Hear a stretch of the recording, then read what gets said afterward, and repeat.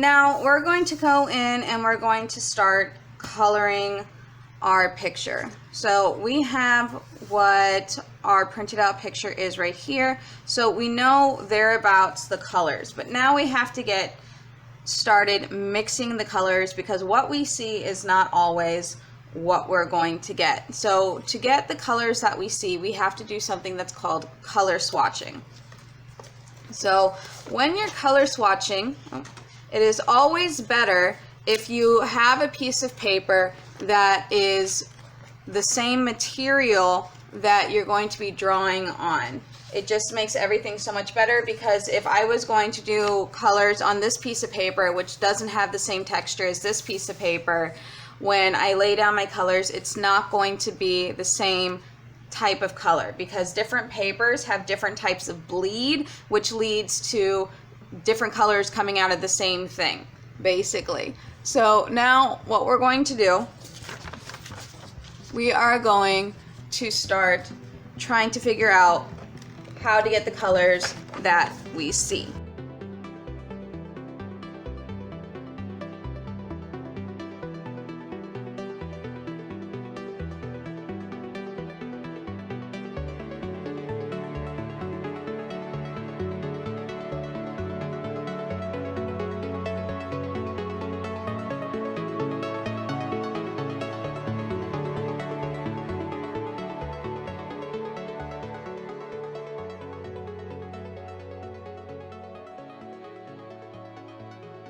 Okay, remember when we're applying the colors, it's the same thing as when we are drawing.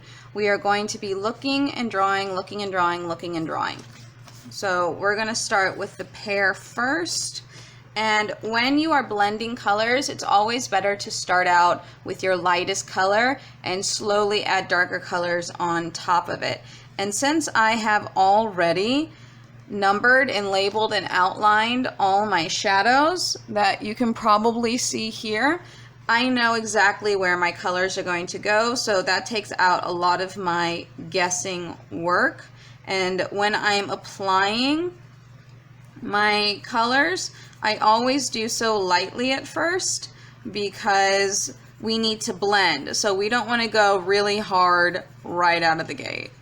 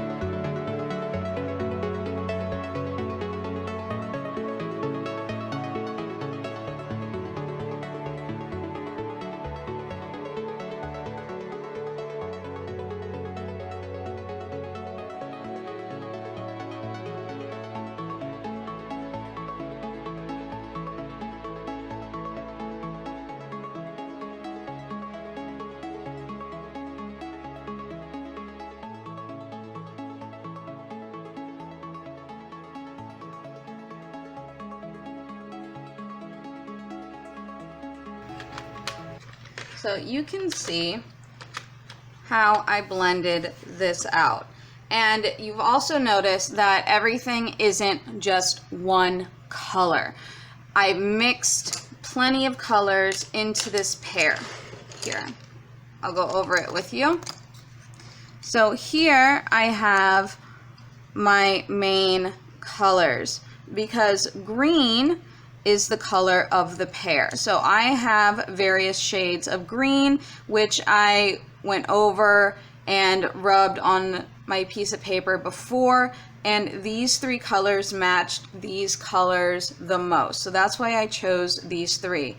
Then I have yellow, because here in the highlight zone, none of this is a zero, like a pure white color. They're all pretty yellow in the highlights. So I had to use the yellow, which was going to blend with these colors to get me as close to this color as I possibly could get. So it's more of like a bright yellow green color. And then down here in the midtones and the shadows, I blended in blue and purple, because when you are going for shadows for a certain color, you want to try to use complementary colors to create that shadowed zone. You can see that these shadows here are very cool. They're more in like the blue, green, purple family. And I know purple was definitely going to be in here because of the color of the surrounding area. And we have this bounce light here where we can get a lot of this like red brown color, which really brings it in and ties it all together. Now I'm probably going to go back in and maybe make the shadows a little bit darker later, but that'll just come later, because right now what I have I like, and I'm going to maybe put some brown or some reds in here to just really darken that up. And you can see it's getting darker, because when we do complementary colors and we blend complementary colors together, it gives us those nice dark hued value tones. So the complementary color of green is red. So red here is going to make us a nice dark shadow.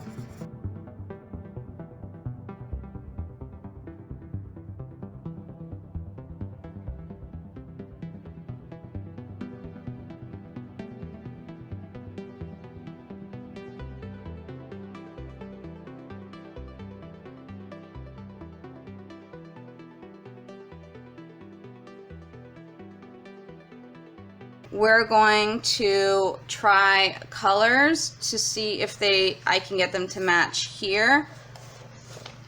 So I'm going to go back to my handy dandy color page, and I'm going to be looking at the photograph, and I'm going to be looking to try to get more of these colors. So maybe I'll keep the yellow, but I'm definitely putting back all my greens, because I don't need green here right now.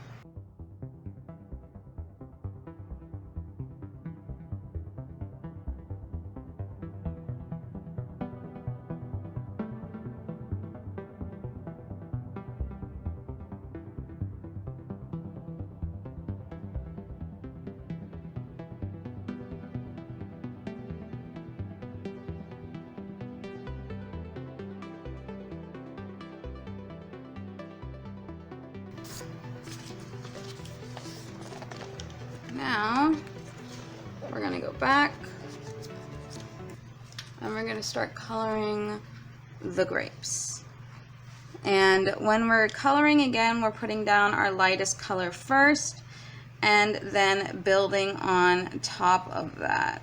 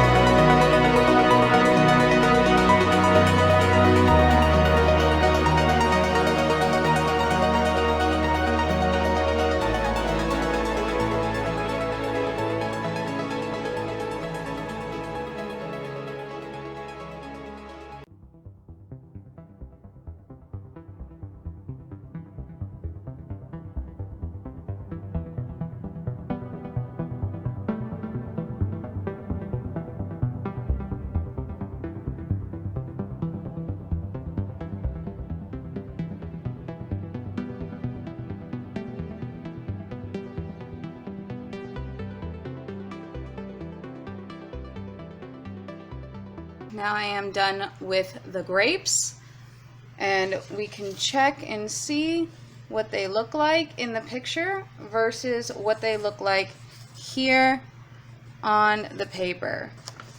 So if I just fold this, we can look at the highlights and the shadows and check and make sure that they are where they are supposed to be, and they are the color that they are supposed to be as well. And don't be afraid of color. Color is your friend. Now, the next thing we're going to be working on is the picture.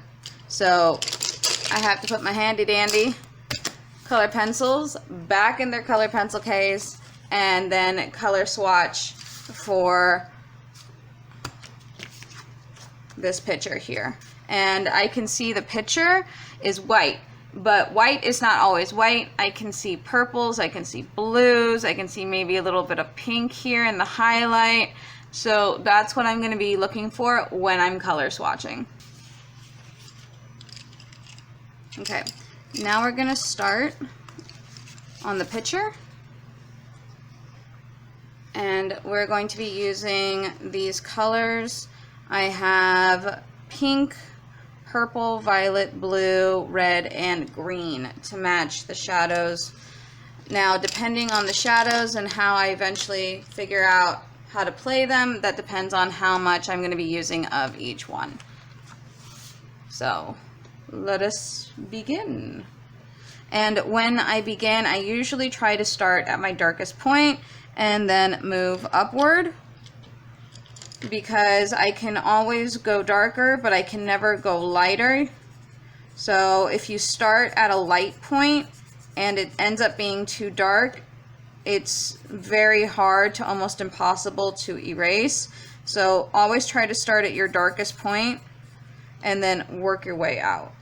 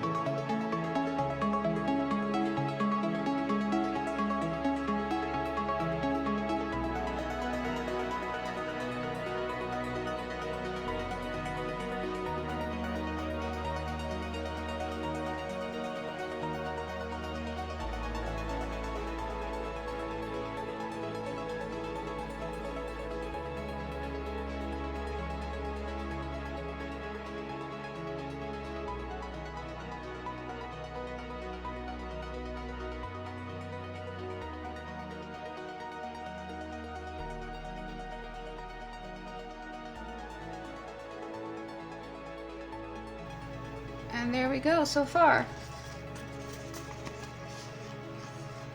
It's a little bit more pink than I wanted up in this area, but so far so good, not too bad.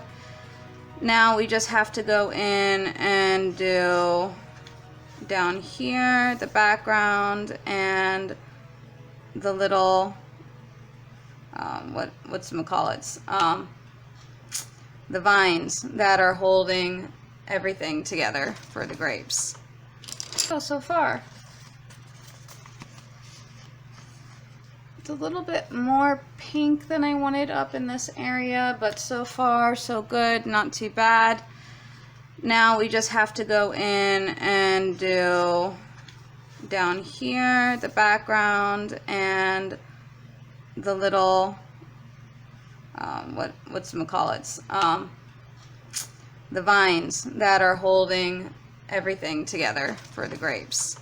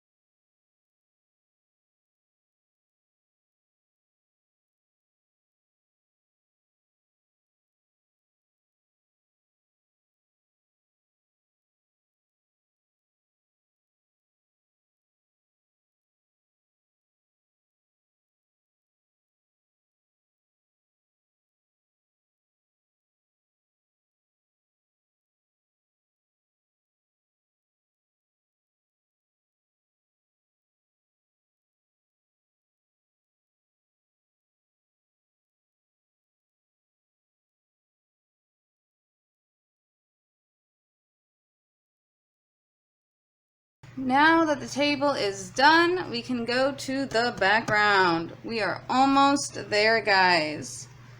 Oh my goodness. It has been very, very, very, very long. And sitting here in one sitting and getting all this done is very different than working on it for a couple of weeks, which is what I usually do with my students. This entire process of coloring is about week 3 all the way to week 6. So it's not just like sit down, get it done, and be sore.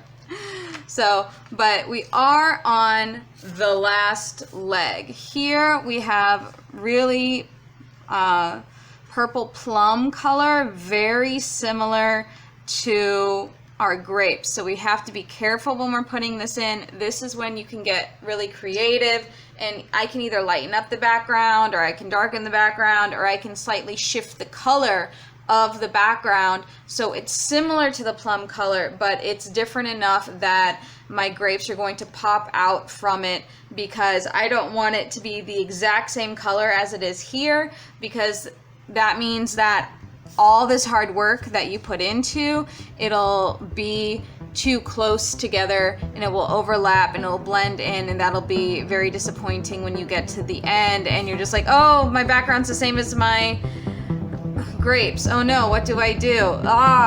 So I actually might shift the tone a bit to a more green color. It's up in the air, but I'll probably make the shadows